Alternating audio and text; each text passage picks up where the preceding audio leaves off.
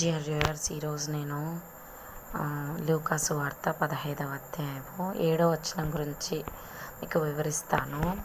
Today, dear viewers, I just want to explain the chapter 15th of Luke and in 7th verse. అటువలే మారు మనస్సు అక్కరలేని 99 మంది నీతిమంతుల విషయమై కలుగు సంతోషము కంటే మారు మనస్సు పొందు ఒక్క పాపి విషయమై పరలోకమందు ఎక్కువ సంతోషం కలుగును.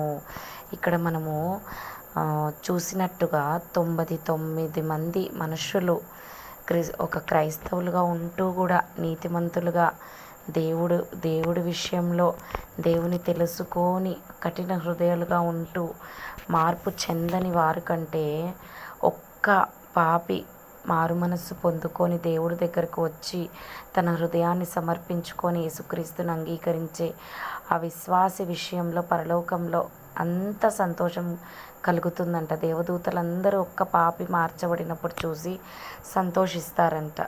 Luke 15th chapter 7th verse. I say unto you that likewise joy shall be in heaven over one sinner that repenteth more than over 99 just persons which need no repentance.